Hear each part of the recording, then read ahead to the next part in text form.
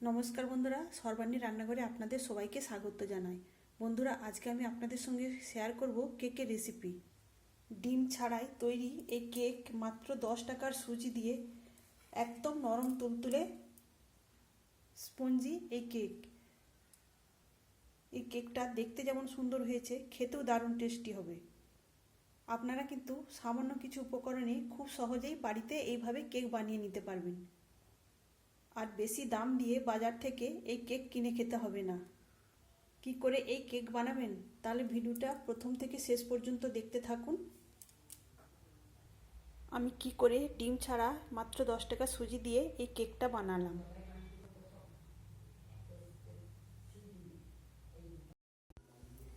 Cake তৈরি করার জন্য এখানে আমি নিয়েছি 10 টাকা দামের 1 প্যাকেট সুজি। এখন এই সুজিটাকে একটা মিক্সিং বোলের মধ্যে ঢেলে নেব। তবে সুজিটা ঢেলে নেওয়ার আগে আমি একটা কাপ নিয়েছি, এই কাপের পরিমাপ করে নেব। তো দেখুন বন্ধুরা, 1 প্যাকেট সুজি এখানে এই কাপের মাপে 1 কাপ হয়েছে। এটাকে এখন মিক্সিং বোলের মধ্যে ঢেলে দিলাম। তাহলে বন্ধুরা দেখতে পেলেন আমি এই 10 টাকা দামের 1 প্যাকেট সুজি এর মধ্যে দিয়ে দিয়েছি। আর ওই সুজিটা এই কাপের মাপে রয়েছে 1 কাপ। এখন ওই একই কাপের মাপে আমি নিয়েছি 1 কাপের থেকে কম, আবার হাফের থেকে বেশি চিনি। তবে চিনির পরিমাণটা আপনাদের প্রয়োজন অনুযায়ী দেবেন। অনেক বন্ধুরাই আছেন কম মিষ্টি খেতে পছন্দ করেন, সেক্ষেত্রে চিনির পরিমাণটা কমিয়ে দেবেন। এখন দিলাম অল্প একটু লবণ। এখন সব কিছু আমি একটা চামচের সাহায্যে মিশিয়ে নেব। সব কিছু উপকরণ মিশিয়ে নেওয়ার পর এখন এটাকে একটা মিক্সি জারের মধ্যে দিয়ে দিয়েছি। এবার সব কিছু আমি ঘুরিয়ে মিহি করে নেব। এখানে আমি সুজি চিনিটা মিক্সিতে ঘুরিয়ে একদম মিহি করে নিয়েছি। তো দেখুন বন্ধুরা, সুন্দরভাবে এটা গুঁড়ো হয়ে গেছে। এখন এটাকে একটা মিক্সিং বোলের মধ্যে ঢেলে দিলাম। এখন আমি এর মধ্যে দেওয়ার জন্য নিয়েছি ওই একই কাপের মাপে হাফ কাপ ময়দা। এখন সব কিছু আবারও আমরা একটা চামচের সাহায্যে মিশিয়ে নেব। এখন আমি দেওয়ার জন্য নিয়েছি ওই একই কাপের মাপে 1 কাপ দুধ। দুধটা দিয়ে আমি সব কিছু মিশিয়ে নেব। আমি যে দুধটা দিয়েছি ওটা আগে থেকে জাল করে নেওয়া, আর জাল করে নেওয়ার পর দুধটা ঠান্ডা করে নিয়েছি। এখানে দুধের সঙ্গে সুজি আর ময়দাটা আমি ভালো করে মিশিয়ে নিয়েছি। এখন আমি এটাকে ঢেকে রেখে দেবো 10 মিনিটের জন্য। ঢেকে রাখার আগে আমি এর মধ্যে দিয়ে দেবো পাউডার দুধ। তো 10 টাকা দামের 1 প্যাকেট আমি এই পাউডার দুধটা দিয়ে দিলাম, এই কেকটা আরও বেশি টেস্টি করে তোলার জন্য। এবার এই পাউডার দুধটাও আমি এই সুজি আর ময়দার সঙ্গে ভালো করে মিশিয়ে নেব। তবে বন্ধুরা, আপনারা শুকনো উপকরণের সঙ্গে এই দুধটা দেওয়ার চেষ্টা করবেন। আমার দিতে মনে ছিল না, তাই আমি এখন দিলাম। আমি পাউডার দুধটা খুব সুন্দর করে মিশিয়ে নিয়েছি। এবার আমি ঢেকে দেবো 10 মিনিটের জন্য। আর 10 মিনিট পরে দেখা যাবে সুজিটা ফুলে অনেকটাই ঘন হয়ে গেছে। সেই ফাঁকে আমি যে পাত্রে কেকটা বেক করব সেই পাত্রটা আমি তেল ব্রাশ করে নেব। বন্ধুরা, আমি এখানে কেকটা বেক করার জন্য এরকম একটা কেকের মোল্ড নিয়েছি। আপনারা চাইলে যে কোনো অ্যালুমিনিয়ামের বাটিও নিতে পারেন। তো এইভাবে তলার দিকটা আমি তেলটা ব্রাশ করে নিলাম।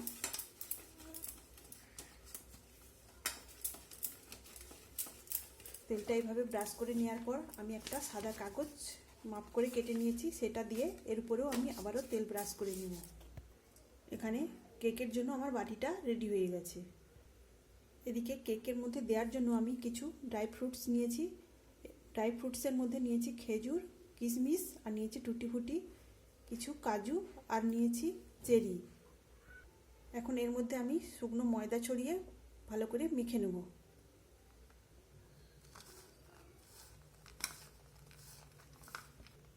এইভাবে এই ফ্রুটসে ময়দা মাখিয়ে নিলে কেকটা তৈরি করার সময় মোল্ডে দেওয়ার পর এই ফ্রুটসগুলো আর তলার দিকে চলে যাবে না। এখানে ময়দা মেখে আমি ফ্রুটসগুলোকেও রেডি করে নিয়েছি। এদিকে 10 মিনিট পরে আমি ঢাকাটা খুলে নিলাম। আর এই ব্যাটারটা দেখুন অনেকটাই ঘন হয়ে গেছে, সুজিটা ফুলে উঠেছে। তো এখন আমি এর মধ্যে দিয়ে দেব 50 গ্রাম রিফাইন্ড তেল। আমি 200 গ্রাম সুজির জন্য এখানে দিলাম 50 গ্রাম রিফাইন্ড তেল।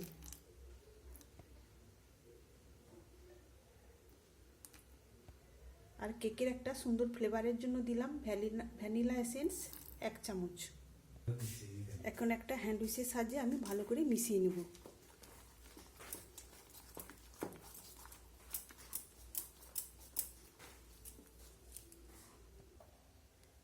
বন্ধুরা, আপনাদের হাতের কাছে যদি ভ্যানিলা এসেন্স না থাকে তাহলে আপনারা এলাচের দানাকে গুঁড়ো করে দিতে পারেন, তাহলেও কিন্তু খুব সুন্দর একটা ফ্লেভার আসবে।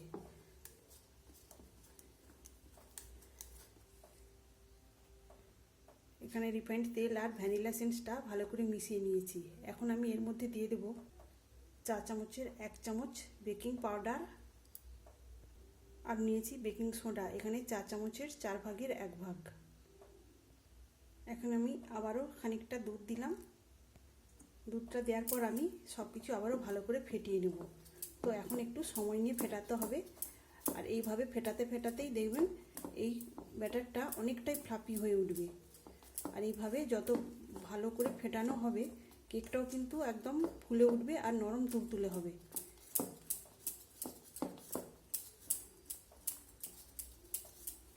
তো দেখুন বন্ধুরা, এইভাবে ফেটাতে ফেটাতেই এই ব্যাটারটা কতটা ফ্লাফি হয়েছে।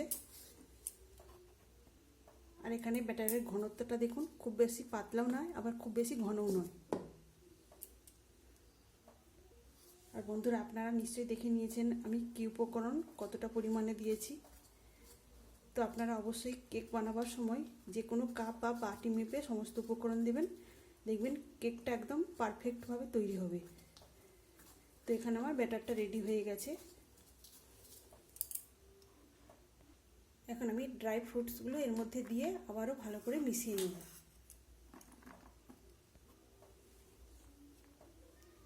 তো হালকা হাতে এইভাবে মিশিয়ে নিতে হবে।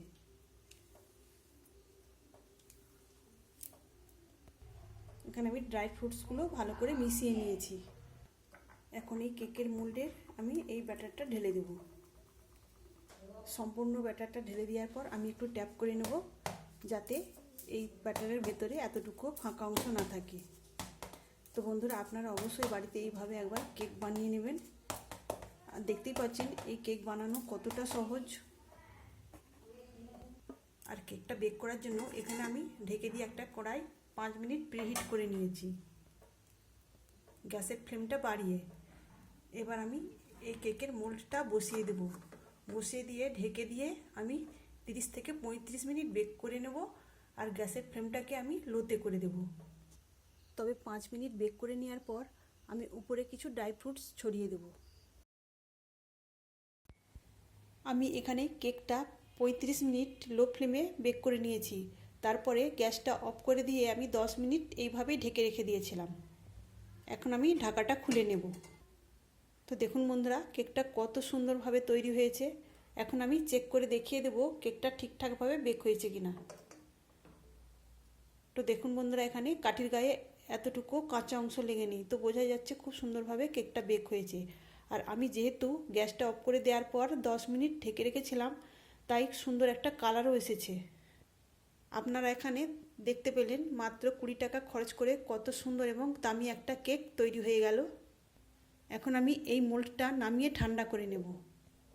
আর এখানে বলা হয়নি, আমি এই কড়ার উপরে একটু লবণ দিয়েছিলাম যাতে এই কড়াটা নষ্ট না হয়। আর স্ট্যান্ডটা দেওয়ার কারণ হলো ওই কেকের মোল্ডটা এর উপরে দিয়েছিলাম, কেননা এই কেকের তোলাটা খুব সুন্দরভাবে তৈরি হবে, পুড়ে যাবে না। এখন একটা চাকুর সাহায্যে আমি এই মোল্ডের চারিদিকে একটু ছাড়িয়ে নেব। তাহলে বন্ধুরা, আপনারা বুঝতেই পারলেন যে 10 টাকার সুজি এবং 10 টাকার গুঁড়ো দুধ আর আনুষঙ্গিক খরচ আমি 30 টাকা ধরে মোট 50 টাকা খরচ করলাম। আর এই কেকটা বাজার থেকে কিনতে হলে মিনিমাম 175 থেকে 200 টাকা খরচ হতো। এখন এই প্লেটটা উল্টে দিলেই কিন্তু খুব সহজেই কেকটা বেরিয়ে আসবে। যেহেতু আমি এই নিচেটাতে এই বাটার পেপার বা যে কোনো কাগজ দেওয়া হয়, তাহলে কিন্তু এই কেকটা খুব সহজেই বেরিয়ে আসবে, কোনো সমস্যা হবে না। এখন আমি এই কাগজটা উঠিয়ে নিচ্ছি। আর দেখুন বন্ধুরা, এখানে কেকের নিচটাতেও কত সুন্দরভাবে তৈরি হয়েছে, পুড়ে যায়নি, যেহেতু আমি ওই মোল্ডটা একটা স্ট্যান্ডের উপর বসিয়েছিলাম। তাহলে বন্ধুরা, এই ভিডিওটা দেখার পর আর বাজার থেকে কিনে খাওয়ার ইচ্ছা হবে? খুবই সামান্য খরচেই কিন্তু আপনারা এই কেকটা বানিয়ে নিতে পারবেন। আর কেকটা দেখুন কতটা সুন্দর হয়েছে আর কতটা নরম। তাহলে বন্ধুরা, আজকের এই কেকের রেসিপি আপনাদের ভালো লাগলে অবশ্যই একটা লাইক দেবেন। সেই সঙ্গে যদি নতুন বন্ধুরা এসে থাকেন, অবশ্যই আমার চ্যানেলটিকে সাবস্ক্রাইব করে আমার পাশে থাকবেন। আজকের কেকের রেসিপি আপনাদের কেমন লাগলো অবশ্যই কমেন্ট করে জানাবেন। তাহলে আজকের মতো আসি, সবাই ভালো থাকবেন, সুস্থ থাকবেন, ধন্যবাদ।